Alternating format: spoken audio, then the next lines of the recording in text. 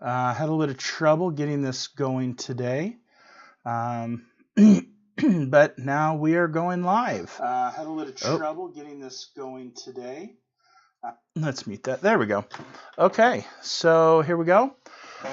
This monstrosity is the Anycubic Chiron, I believe is how it's pronounced. Did see some different pronunciations. I was hoping to get a concise one, but I think Anycubic Chiron is going to be it. Sorry, just giving these windows a little bit of a move around so I can kind of see what's going on. But this thing is a monster.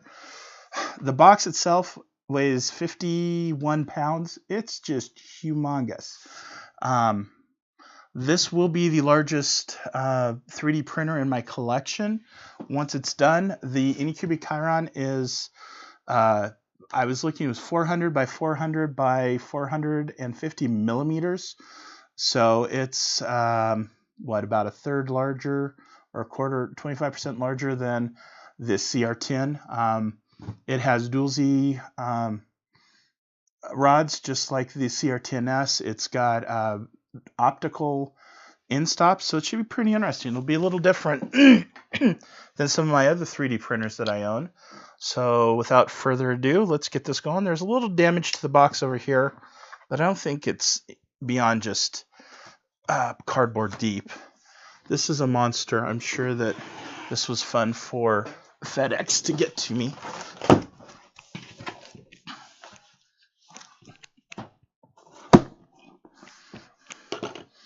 Like I said, this thing is a monster. Oh, it's packed inside of another box. Oh, joy.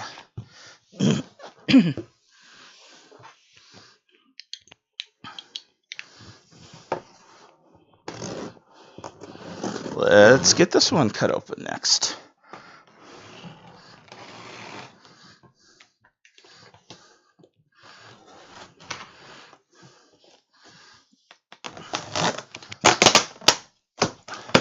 So, I guess I probably should say I'm Kevin Rank. I'm from MakerFun3D.com.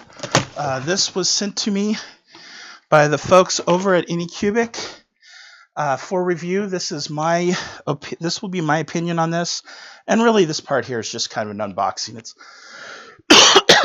It's to show you what this is all about, and I'm going to try to get this done fairly quickly so that we can get at least get this. I want to get it unpacked fairly quickly because this is a giant box. It kind of gets in the way. So I pulled out a couple of manuals, big bag of stuff, plus the power cord. And there's that. There's just so many pieces and parts here. It's not even funny. Okay, I shouldn't really say that. It's actually not that bad, but it's more talking about the packaging. It's just a lot of packaging to ship this bad boy here. Like I said, it's look at that. That is a ginormous 3D printer right there. Holy cow.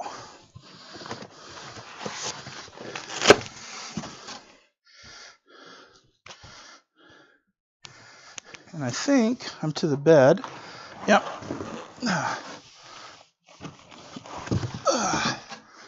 Stick that on my chair. And it even comes with a roll of filament. I think this is a full-size roll. I've had good luck with their filament in the past, so I'm actually kind of excited about that. Unlike a lot of 3D printer manufacturers, I think they supply a slightly better quality roll, which is always nice to have. Or at least in the past they have. So, sorry, just a little bit of cleanup work now so I don't have a total disaster with all this stuff going everywhere later. I'm almost done. And then we can get down to the nitty-gritty of getting this bad boy together. Okay. Holy cow.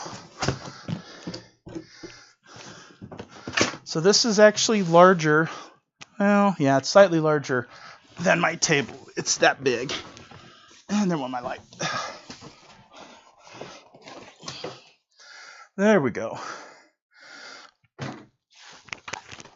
Let's get this down. Thankfully, this is a mostly assembled machine. Holy cow, that's kind of heavy. Thankfully, the machine's mostly assembled, so this shouldn't be too awfully long. So, in the package, this is power cord.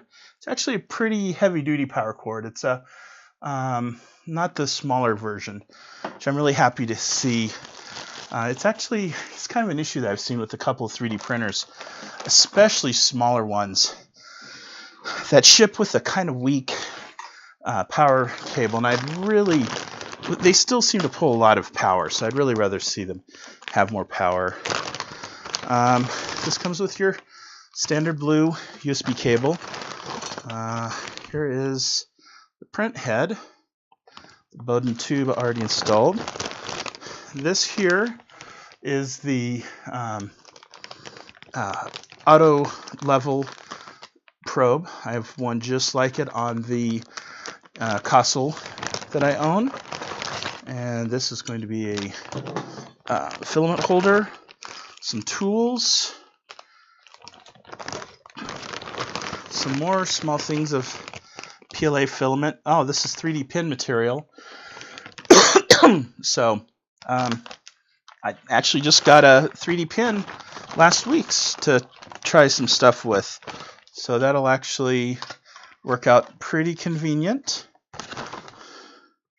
This is the pass-fail stuff. This is the cleaning for the pokey parts for the nozzle. And here's some more parts. So there's a few more parts here than what I'm used to seeing. Really big spatula. I think that's actually bigger than I normally prefer, but hey, what the heck. And then we've got a multitude of bolts and this must be a SD card adapter with an SD card here. Okay, so now we've got all this. This is the updates for leveling, so we're not going to worry about that just yet. Hey, I see somebody's online. Who's online with me?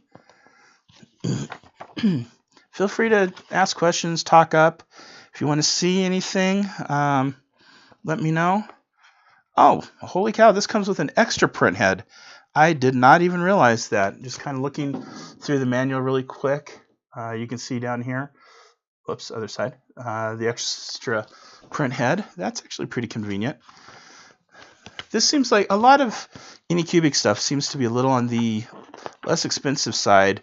This one here seems to be much more robust than I think everything I've ever got. Well, yeah, the Anycubic Photon still is pretty robust. The console, it's robust enough, if that makes any sense. I don't know. I added some corner adapters. I really don't think it was needed. You know, a lot of their stuff is you know, kind of where it needs to be. And this one actually feels like it's more so. It's more robust. It's stronger and tougher.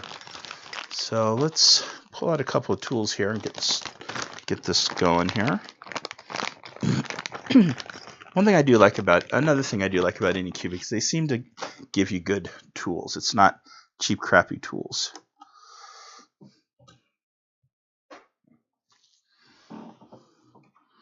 Just going through here and removing some strapping material.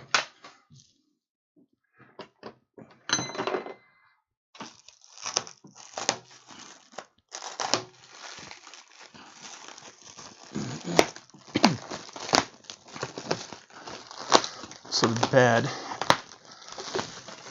this is showing the pieces to pull off. So I trimmed this one, I trimmed this one, and then there's actually two more here. There's one on the outside of this. Some pretty heavy duty material here. And then there's one here. So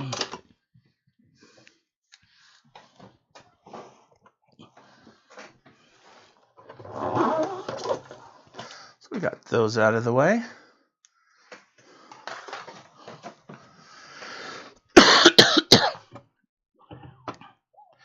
I know that's going to have to come out. I was looking at some builds earlier today just to kind of, it's always good to have a little bit of an idea of what I'm stepping into before I get into it. Ooh, this is pretty looking bad.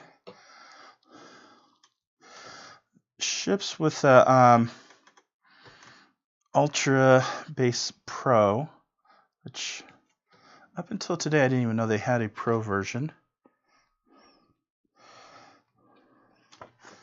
It's very pretty looking, I'll tell you that.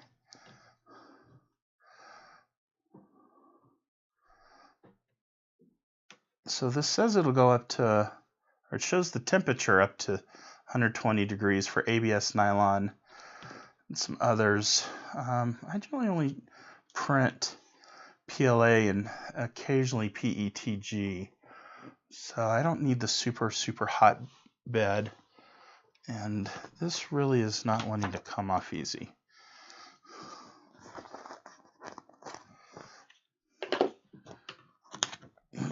I had a knife. There's my knife. Cut that there and trim it off the bottom. Probably a little easier here.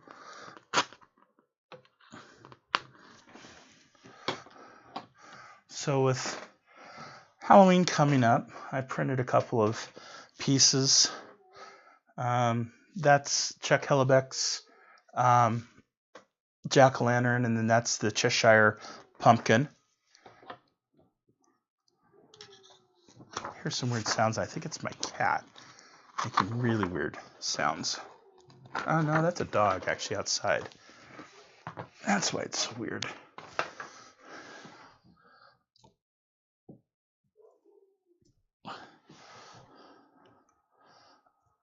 Okay. Getting this off here. There we go. So now we've got the base all going here. So last time I did this, my drop frames were kind of high. So far today, they're at 0. So I hope we remain that way. So what I seem to be looking at is it looks like I've got a lot of extra pieces, not so much pieces that need to be put together.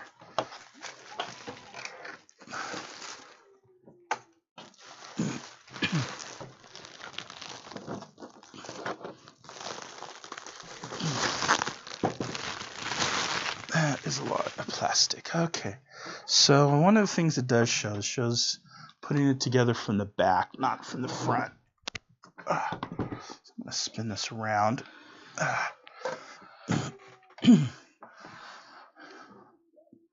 Put the screen protector back up, or at least try. There we go. So now let's get this. Uh-oh.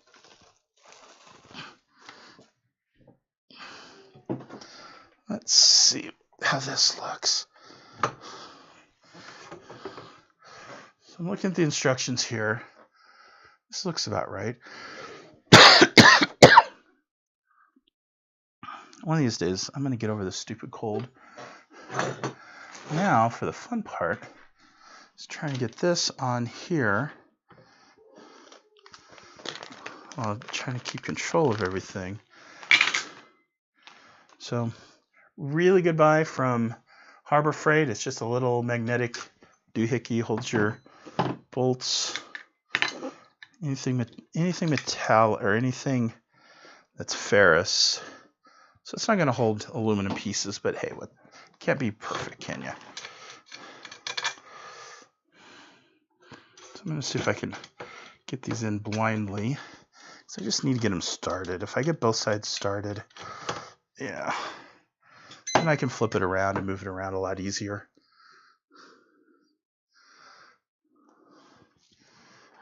So I can see it's got a Titan extruder right here, or at least Titan clone.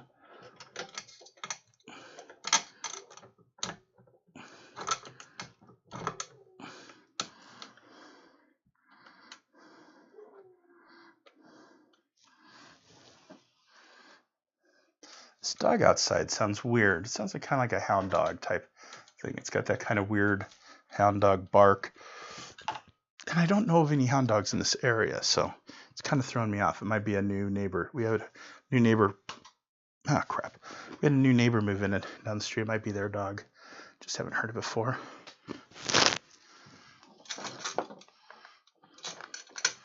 There's one in. Let's see if the other one will go in. Hey, looky there, it does. See, this is kind of nice too. Cable chain. Never had a printer with a cable chain on it. Almost put one on my TiVo Tarantula. Didn't end up doing that. Ended up selling it to a buddy of mine, and he ended up printing one off, and it looks pretty darn nice. Really cleans up. Makes that printer look really clean.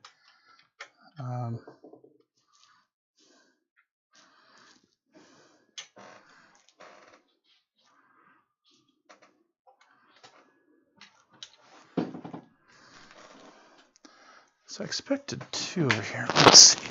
Well, I move this. See if I can find that spoon that fell. I'm not seeing it. Hopefully there's an extra one in there. Okay, let's see here. Yeah, there should be two on each side. So I'm going to tip this towards you guys. Okay, kind of see what's going on here. So there's a plate down here with an opening. I went through that.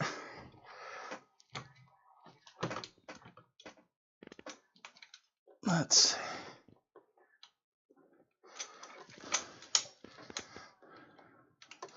Okay.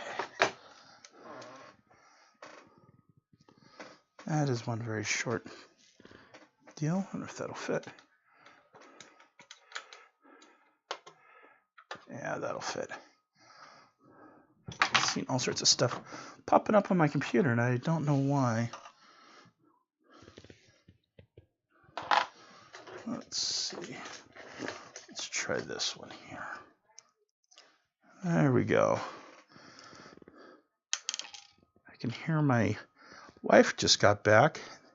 Thought they'd be gone longer than this. I figured I'd have this all put together before they made it home. I guess not. So let's see here. Hopefully this isn't doing anything wrong to the mic. Actually, let's put this on its side.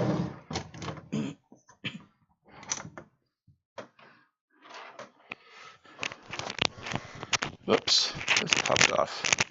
Hopefully you guys can still hear me okay. This is just kind of crazy with how big this is. I'm gonna tighten this side up a little bit. With it being so big and gainly, I don't want to tighten these up too much. I don't want to have it bind.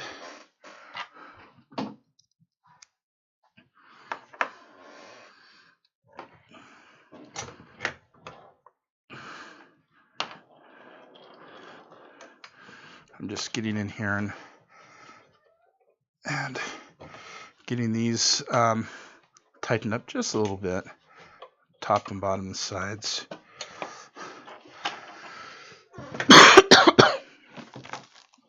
Let's bring the little camera out for a little bit of an action shot for you guys.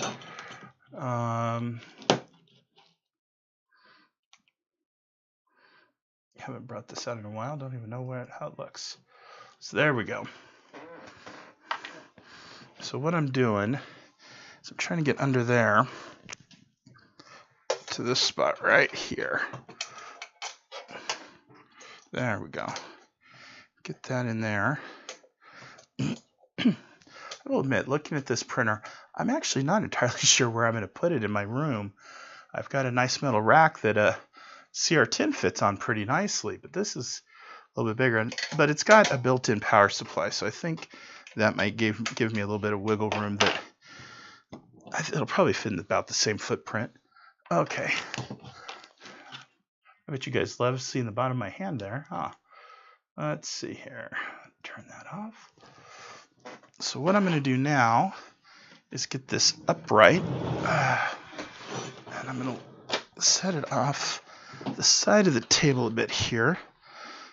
So these things are relatively vertical while I tighten them up.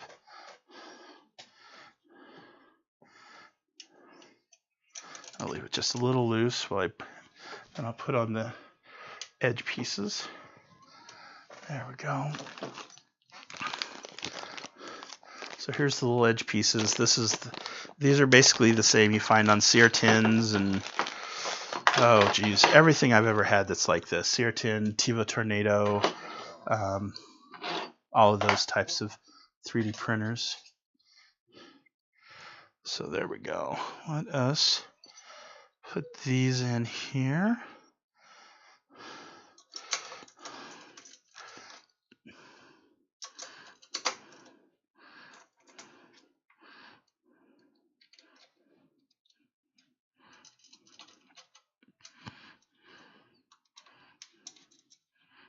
There we go.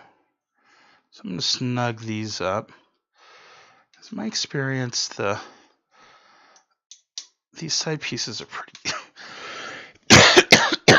good at holding it steady and strong.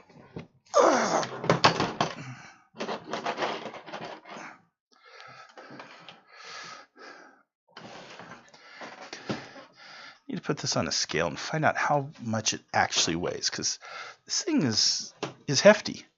You know, I'm a big dude and I can move around a lot of stuff, and this thing's kind of crazy heavy, even for me.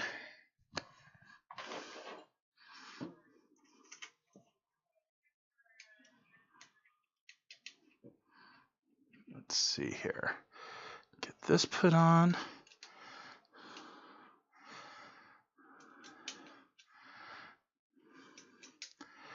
I honestly don't think this would take very long to put together if it was a normal size 3D printer. It being extra big is really what I think it makes it tougher here.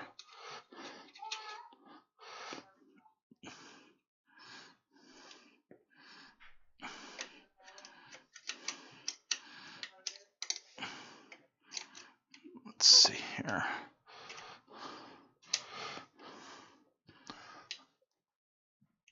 There we go. That looks like the filament runout sensor there.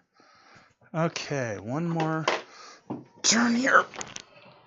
Now that the side pieces are strengthened, now get this put in right, or get it all tightened up.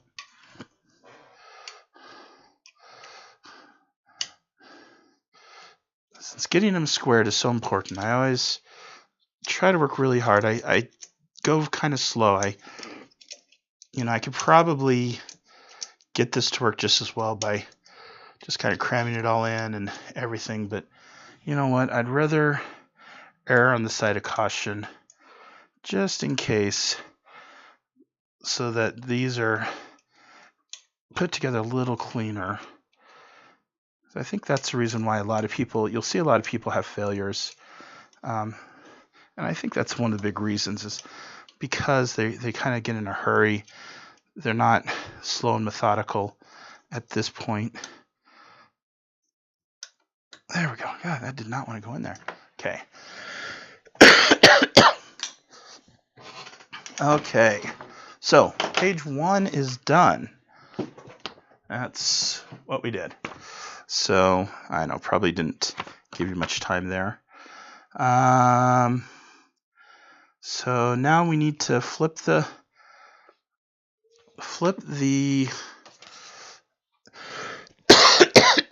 excuse me. Actually, before I do that, I need to flip the display around. But before I do that, I'm gonna wire this up. So it shows right here. This is the Z axis cable, and this is the in stop. They actually have it put into the rail here until I pulled this up and pulled it out. That was brilliant. So get this put in here. You know, one thing I haven't done, I need to check the voltage. My experience, these always seem to be 220 out of the box.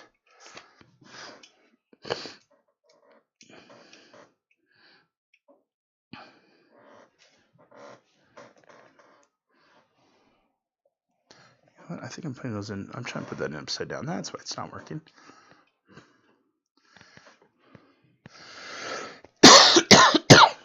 Dang. I am really hoping one day this cough will cease and I can go back to breathing normally again.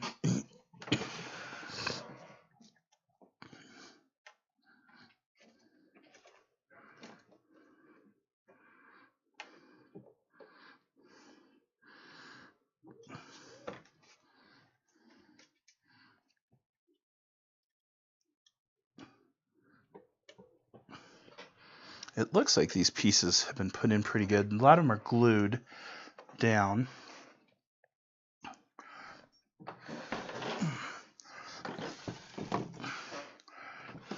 Now, spin this around yet again. Oops. Try not to have that clobber my computer. Put that over here. Okay. There we go. So now, I'm going to pull the display off and flip it around. Something in between these two like that.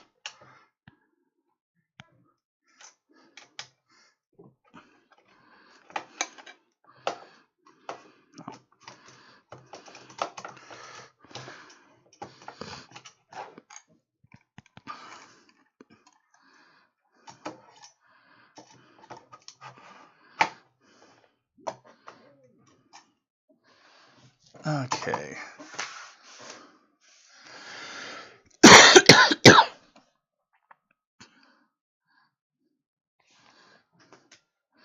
So it goes from up there to down here.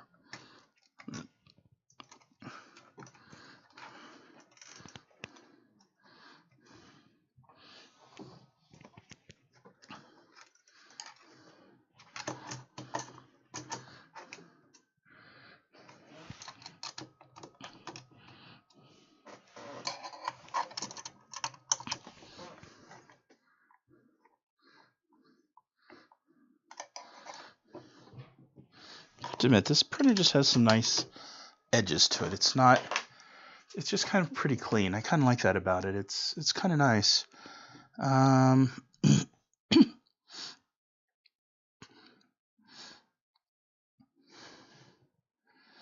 Now, it's time to plug these in. You can see this has got a blue and a red, and on the side here are corresponding color-coded blue and red spots. Makes it especially simple to just plug them right in. So I put the limit switches in, and I'm trying to see how you install this. It goes off the side somehow. Let's go like this.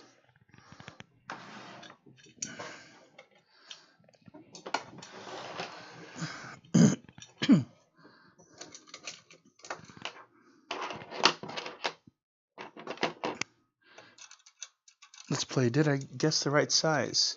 It looks like I did. Yay, me. Even better.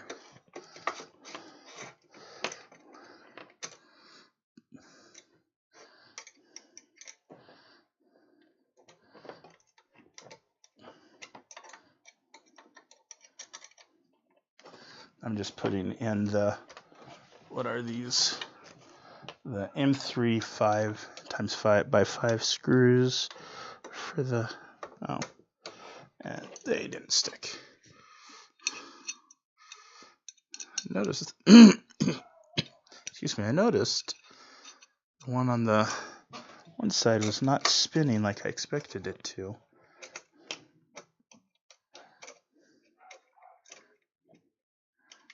Okay, that feels right. Now let's see if this one will spin right. Go into place. There we go. There we go. Now I've got a nice sturdy filament holder.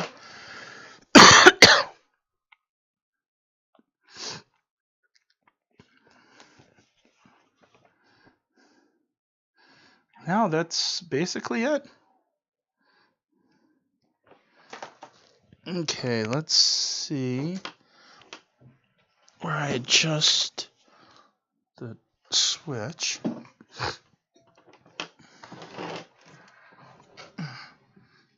Oh, here's the power supply back here. There we go. That's set to 110 now.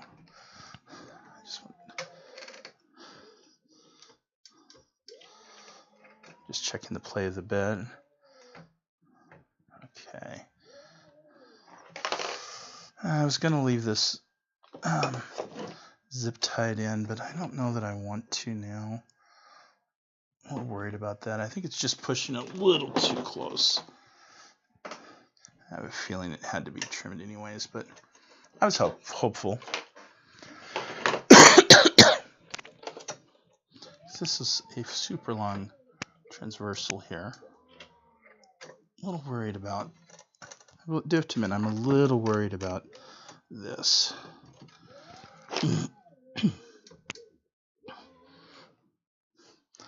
So the bed feels really sturdy. So the bed, the Y is held here and here, so it's pretty wide.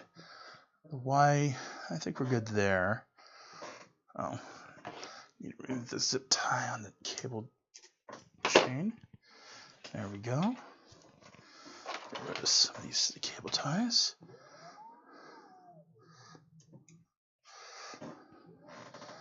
You have to admit, that cable chain is just kind of pretty how it moves there.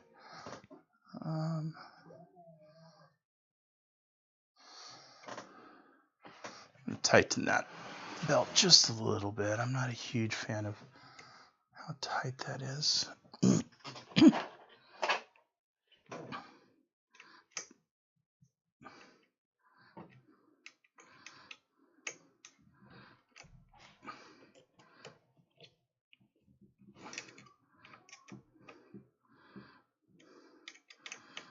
we go.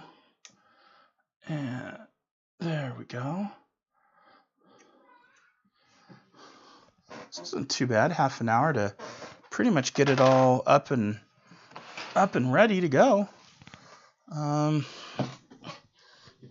will use their filament to see how it works. Like I said, I actually had some of their white on my console, and it was a full spool, and actually was whatever brand they used was actually a pretty good quality brand. I was very happy about that. It's really popping in your ears when I did that just now. So it's a little brittle. It breaks a little easier than I'd like. But we'll have to see how it holds up. So just slide that through.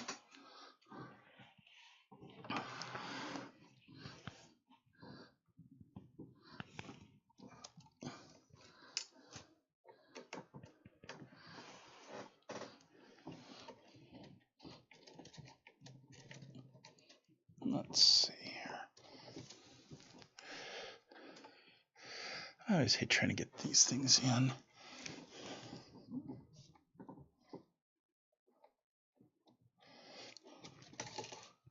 Whoa, something just came out.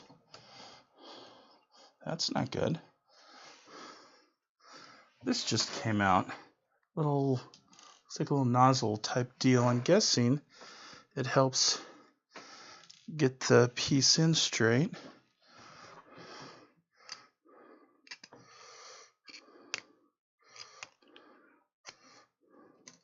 I have to take this apart to get that fixed. I'm just trying to sharpen this a little bit so that it's a little easier to get in. I did twist it to get it off. So let's see here.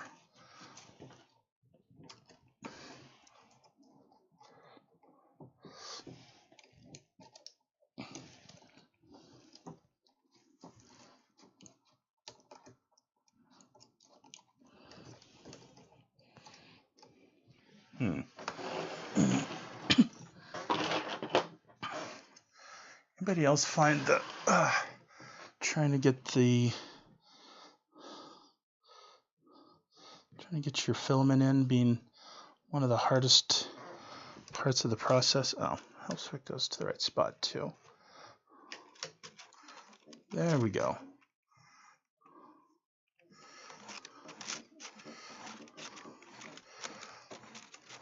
So that one was my fault. I'll take the hit for that one.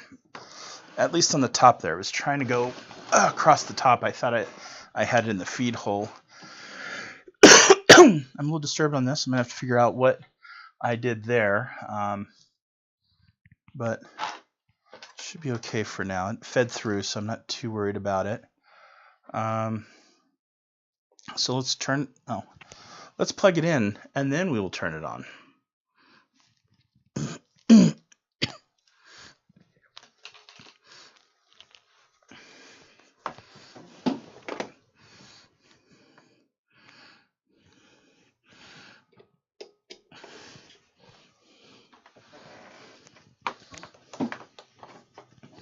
Yeah, like I said, this is a very heavy. Whoa. I had the power on. Did not mean to do that.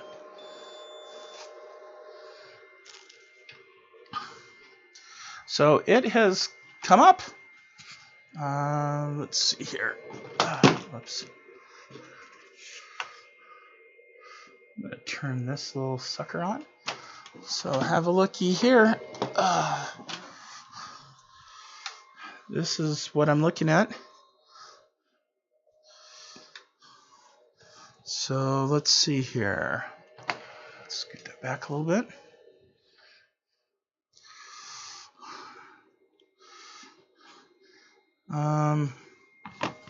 You know what? Let's see what's on the micro SD card, because I have no idea.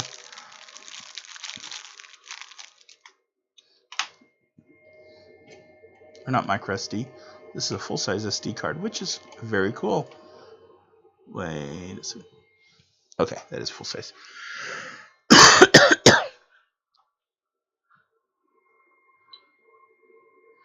So it has an auto leveling G code, a level test G code, and a manual leveling G code.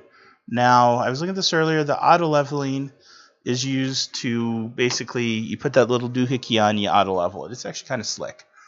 But I think I'm going to just try to eyeball this the first time, just so that we can kind of get something going here.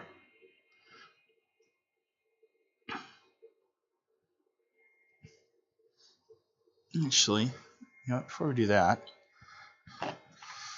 let's try something here. Let's axis home. Let's home it. So you can see it going. Oh, actually, you can't see it going. So here, I'll set that there.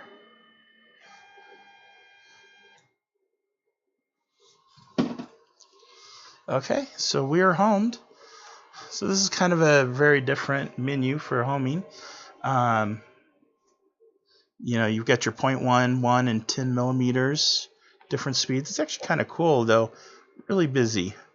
It's got a cooldown section. There's a more for leveling. Wow. There's lots of information on this. It shows you the SD card is inserted. It's actually a pretty nice little touch screen setup here too. The status is, oh, that's cool. So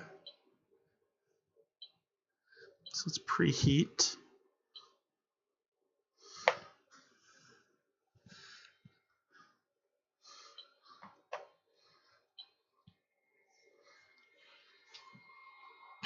So you can see right here, this is showing the temperature, the current temperature. My softbox is flickering a little bit. It's kind of driving me nuts. This is showing what I've got it set to. This is the heat bed and what it's set to.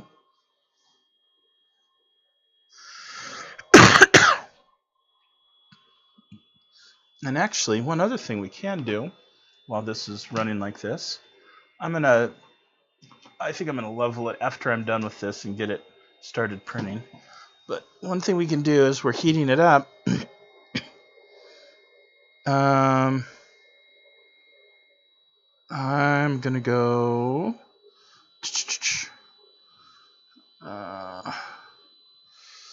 So I've got a Wemo Insight, so I'm able to turn stuff off remotely and stuff. It's actually kind of cool, but I can show you the immense amount of power this takes right now. So heating everything up, it's peaking at 506 watts, 517 now. Now, when I was using the AlphaWise U20 not too long ago, this was peaking at like 180. So this is using a lot of power right now, and I think that might be why my light is flickering, because it only started doing that once I started this on. So we're at 190, and we're at 47 degrees here.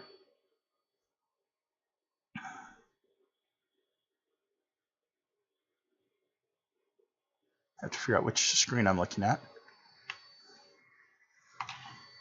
So I'm curious what the temperature or what the watt usage is going to be once it gets once it gets there.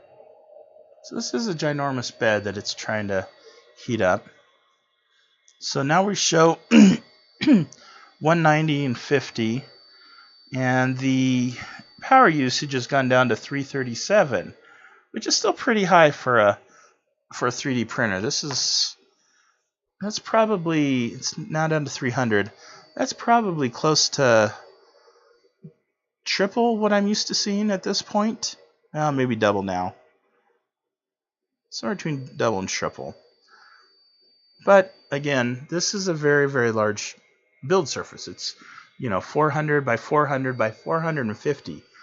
I don't have any. The closest 3D printer I have to that is the CR10 and the CR10 clones at 300 by 300 by 400. So this is pretty insane to me for the size. But I was able to get it done in, half an hour? And this is pretty big. This was a lot harder to kind of move around and stuff than what I'm used to doing. It seems like a pretty solid printer. It comes with a full roll of filament. It comes with a spare hot end. It actually has this kind of assisted auto leveling, which like I said, I've used on the console. It works great. It actually comes with a little baggie full of additional nozzles, and it looks like they're different sizes. Yeah, different size nozzles. It's got spare wheels. So they put a lot of thought in this. There's a lot of pieces and parts. Nice sharpened spatula. It's a little bigger than I like. I like these smaller ones for my usage, but this isn't going to be too bad. I'll probably end up using it for some larger pieces. So yeah, there it is. That's the Anycubic Chiron. I'm going to be putting it, or Chiron, I'm going to be putting it through its paces for the next couple of weeks so that I can see how it holds up to printing. A lot of times I'll be printing for, actually I'm going to turn this, give me a second here. It's got a cooldown. Guessing that sets everything to 0. I like to run things for a while. I tend to run a lot of a lot of stuff through these. I try to keep them running 24/7, at least for several days, just to kind of check out that resiliency, see how that works.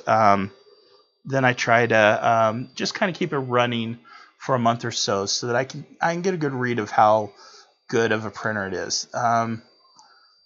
Looking at this, the only other 3D printer I own that I think is has as good a quality parts is probably the East 3D Gecko, which is a nice Core XY printer by East 3D. And I don't actually have that working right now. I really need to get that repaired, and I screwed up and lost a linear rail, which really sucked. but I've got a spare one. I need to do that. But this thing is a monster. It's a very well built monster. It's, there's on the ends here, they're capped off, and it's a foot. I wish it was a rubber foot, but I'm not going to complain too much. You can see how the edges are capped off, so you don't have, like on a lot of the CR10 clones, you don't have that bare piece of metal sticking up. It's the same way at the top. Just a lot. I think a lot of thought went into building this printer. I'm really impressed with it. It's got, it's the metal around. The metal around here is pretty strong. It's actually got an adapter, so you can hot swap things a little easier. Looking at this, I don't know how that works, because the spare hot end here doesn't have the same connector. Here's what I'm looking at, is this little red connector here, which is actually kind of convenient. I'm thinking this might actually plug into something internally. And next to it right here, next to that right there, is the plug-in for this for